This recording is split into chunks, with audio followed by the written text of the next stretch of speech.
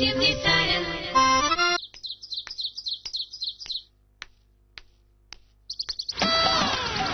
മോനെ സാറേ, ചോദിക്കട്ടെ, രാവിലെ നമ്മുടെ പരിപാടി എങ്ങനെ ഉണ്ടായിരുന്നു? ഏറ്റോ?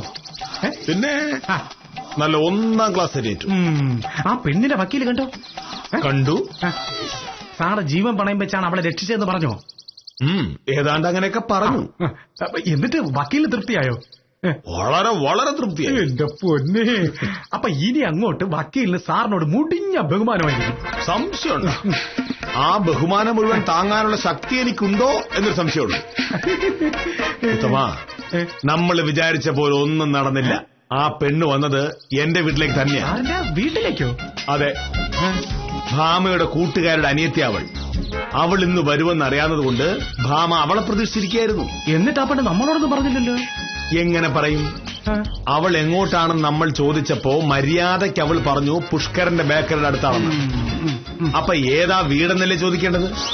അങ്ങനെ ചോദിച്ചിരുന്നെങ്കിൽ മര്യാദയ്ക്ക് അവൾ പറഞ്ഞേനെ. എല്ലാറ്റിനും കാരണം ഉത്തമന. ചോദിക്കേണ്ട ചോദ്യങ്ങൾ ചോദിക്കുന്നതിന് പകരം വീട് അവിടെയാണെന്ന് കേട്ട പാടെ ആ സാധനത്തിന് എന്റെ തലയിൽ കെട്ടിവെച്ചു. അവളോ പേരുംകള്ളി. എന്റെ പേര് കേട്ടപ്പോഴേ അവൾക്ക് ആളെ മനസ്സിലായി. അവൾ മനഃപൂർവ്വം ഉണ്ടായിരുന്നതാ. വീട്ടിൽ ചെന്നപ്പോഴല്ലേ ഉത്തമ സംഗതി പൊളിഞ്ഞത്. ഭാമയും അവളും കൂടി കെട്ടിപ്പിടിക്കുന്നു, ഡാൻസ് കളിക്കുന്നു. ഭൂമി പിളർന്നങ്ങ് താഴേക്ക് പോയാൽ മതി എന്ന് ആശിച്ചു പോയി ഞാൻ. അധിക സമയം അവിടെ നിൽക്കാതെ ഉള്ള മാനം കൊണ്ട് രക്ഷപ്പെട്ടു. ഇനിയിപ്പോ വീട്ടിലേക്കല്ലേ തിരിച്ചു പോണത്? അപ്പൊ എന്ത് ചെയ്യും? അവളവിടെ കാണുമോ? അവള് കുറച്ചു ദിവസം കാണുന്ന പറഞ്ഞു. ഞാൻ ഇനി എങ്ങനെ അവളുടെ മുഖത്ത് നോക്കും? അതിപ്പോ ഞാൻ എന്ത് പറയാൻ സാറേ? എന്തെങ്കിലും പറഞ്ഞേ പറ്റൂ.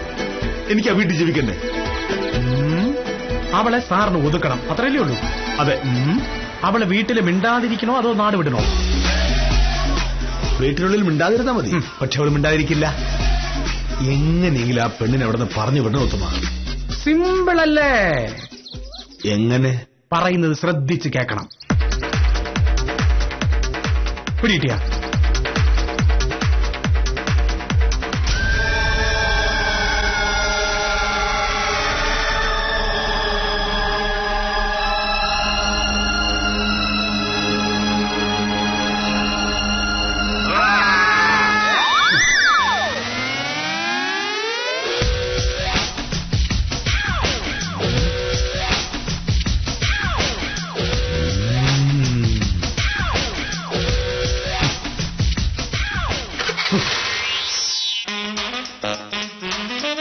സമയം ഞാനെത്തി.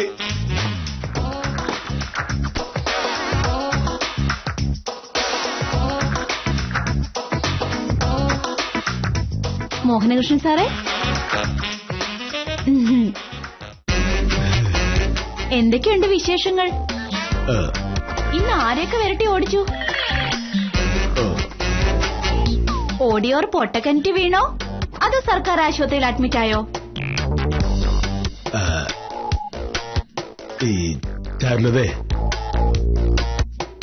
ചാരുലത അവിടെ സംഭവിച്ചതൊക്കെ ഭാമയോട് പറഞ്ഞോ? എന്ത്?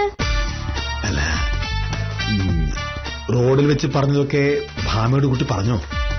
ഞാനൊന്നും പറഞ്ഞിട്ടില്ല. ഇല്ല? എന്തിന്? അതൊക്കെ ഒരു തമാശ. അത്തരം കാര്യങ്ങൾ ആരെങ്കിലും വീട്ടിൽ വന്ന് പറയോ? പറഞ്ഞില്ലല്ലേ? എവിടുന്ന്? പാവം കുട്ടിയെ സംശയിച്ചു. അവളൊരു മര്യാദക്കാരിയാ. ഈശ്വര, ഉത്തമനെ വിളിച്ചല്ലേ പറ്റൂ. ഇല്ലെങ്കിൽ തെറ്റൊന്നും ചെയ്യാത്ത ഈ സാധു പെൺകുട്ടിയെ ഇന്ന് തോൽപ്പെട്ടിയിലാക്കും.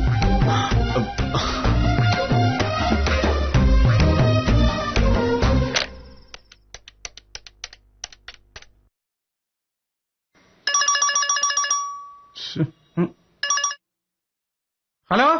ആ ഉത്തമ, ഇത് ഞാനാ മോഹനകൃഷ്ണൻ. മനസ്സിലായി സാറേ, പറ. അത് പിന്നെ ഉത്തമ, അവളൊരു പാവം പെൺകുട്ടിയാ. അവളിവിടെ ഒന്നും പറഞ്ഞിട്ടില്ല. അങ്ങനൊരു കുട്ടിയെ നമ്മൾ ദ്രോഹിക്കുന്നത് തെറ്റല്ലേ? പറഞ്ഞിട്ടില്ല എന്നത് സാറിന് ഉറപ്പാണോ? പിന്നല്ലേ. അല്ലെങ്കിൽ തന്നെ അവളെ കണ്ടാൽ തന്നെ അറിയില്ലേ കുടുംബത്തോർന്ന പെൺകുട്ടിയാണെന്ന്. ഓ, അപ്പൊ ഞാൻ വരേണ്ട കാര്യമില്ലല്ലോ സാറേ? ഇല്ലെന്നേ. അപ്പൊ ശരി. വെറുതെ ഒരു പാവം പെൺകുട്ടി സംശയിച്ചു. ചായ.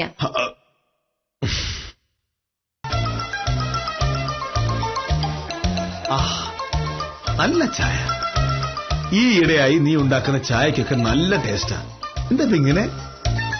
ചായ മാത്രമല്ല ഭാവേ, ഇന്നുച്ചയ്ക്ക് ചോറിന്റെ കൂടെ നീ തന്നുവിട്ട ആ മാങ്ങാക്കറി ഉണ്ടല്ലോ, ഓ എന്തൊരു ടേസ്റ്റ് ആയിരുന്നു. ഇനി മുതൽ എല്ലാ ദിവസവും എനിക്ക് ആ കറി തന്നെ മതി. ആ കറി തീർന്നു. അതെനിക്കറിയാം, പക്ഷേ നാളെ ഇനി ആ കറി ഉണ്ടാക്കാമല്ലോ. എനിക്ക് മനസ്സിലെങ്കിലോ? നീ എന്താ ഇങ്ങനെയൊക്കെ പറയുന്നത്? പിന്നെ എങ്ങനെ പറയണം? എനിക്ക് സംശയരോഗമാണെന്ന് മോഹനേട്ടൻ എത്ര പേരോട് പറഞ്ഞിട്ടുണ്ട്? ഞാൻ ആരോട്? ഓഹോ, കുടുംബത്ത് വന്ന പെൺകുട്ടി. മിണ്ടാണ്ട് കുട്ടിപ്പോയോ? ഞാൻ എന്നാ മോഹനേട്ടനെ സംശയിച്ചത്? അത് പിന്നെ ഞാൻ വെറുതെ. ഭാര്യമാരെ പറ്റി ഇങ്ങനെയൊക്കെയാണ് വെറുതെ പറയുന്നത്. ശരി, നാളെ തൊട്ട് ഞാൻ ശരിയാക്കി തരാം. ചായയും കാപ്പിയും ചോറും മാങ്ങറിയൊക്കെ. ആമേ,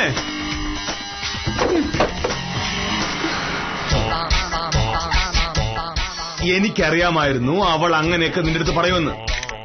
പക്ഷെ സത്യം എന്താണെന്ന് നീ അറിയണം. ഞാനും ചാലതയും കൂടി നടന്നു വന്നപ്പോ അവൾ എന്റെ കൈ കയറി പിടുത്ത. നടു റോഡല്ലേ, ആരെങ്കിലും കണ്ടാലോ? അപ്പോ കണ്ടില്ലെങ്കിൽ കുഴപ്പമില്ല എന്നല്ല, പിന്നെ ഞാൻ പെട്ടെന്ന് ഞെട്ടിപ്പോയി.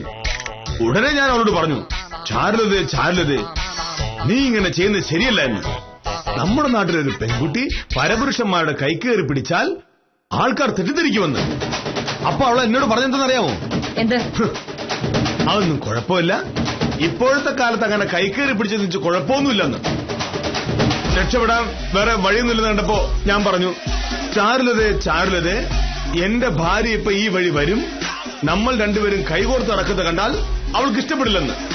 അപ്പൊ അവൾ പറയുക, അങ്ങനെ കയ്യിൽ നിന്ന് തൊട്ടാൽ എന്ത് സംശയിക്കാനാന്ന്. അപ്പോഴും രക്ഷയില്ലെന്ന് കണ്ടപ്പോഴാ ഞാൻ അവസാനം തടവെടുത്തത്. അവളെ പറ്റിക്കാൻ വേണ്ടി ഞാൻ പറഞ്ഞു, ചാരുലതേ, എന്റെ ഭാര്യ ഒരു സംശയരോഗിയാണെന്ന്.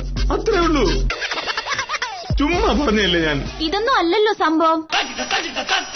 ചുറ്റിയ പാമ്പ് കടിച്ചേ പോവൂ എന്നൊരു ചൊല്ലുണ്ട് മലയാളത്തിൽ. മോഹനകൃഷ്ണന്റെ തീർത്തും സമാധാനപരമായ കുടുംബജീവിതത്തിലേക്ക് കയറി വന്ന ചാരുലത ഇനി എന്തൊക്കെ ചെയ്യാനിരിക്കുന്നു? വില്ലേജ് ഓഫീസറുടെ കണക്കുകൂട്ടലുകൾ തെറ്റുന്നതും ചാരുലതയുടെ താളത്തിൽ ആ സാധു തുള്ളേണ്ടി വരുന്നതും വിധിയുടെ വിളയാട്ടമാകാം.